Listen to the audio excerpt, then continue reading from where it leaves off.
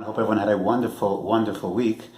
I find myself in the United States doing a lot of interviews. It's very, very challenging, Baruch Hashem, meeting wonderful, wonderful boys. And I just wanted to share an idea that certainly comes to mind as I present the yeshiva, speak to parents and speak to students as well. The Torah tells us, after we read the Shira, the Torah tells us that Hashem promises Klal Yisrael, Hineni mamtir lachem lechem min hashamayim. I'm going to go ahead and rain for you lechem min hashamayim. I'm going to send down bread from the heavens. Unbelievable. This is found in Perek Tet Zayin Pasuk Dalet.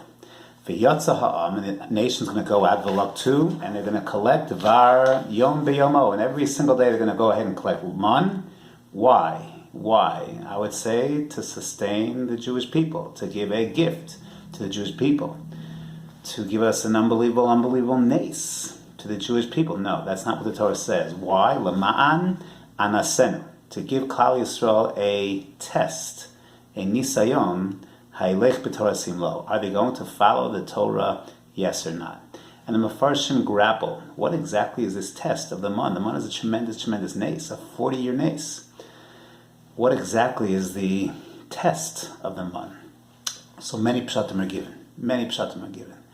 The Ramban suggests, for example, the test is that of bitachon, is to go to sleep every single night in a desert where the only edible food is nothing. There's no water.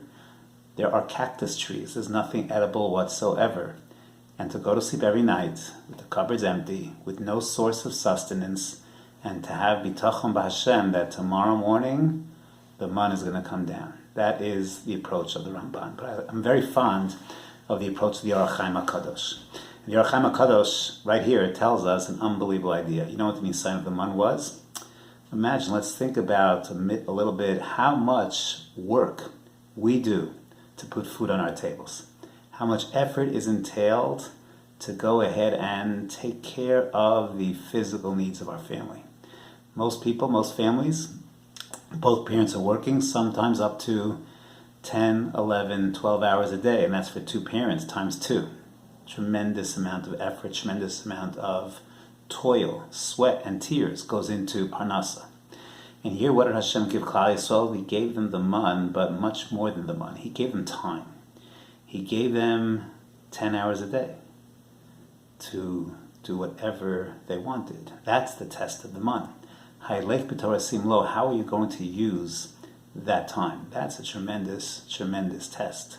And that's a test we all face at different junctures in our lives. Yeshiva students face that test in their years of yeshiva.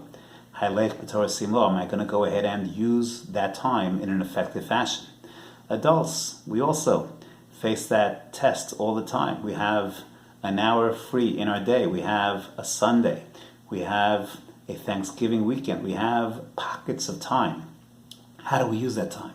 Are we involved in communal activities? Are we doing chesed? Are we learning Torah? Are we dedicating it to our families, or are we not using that time in an effective fashion?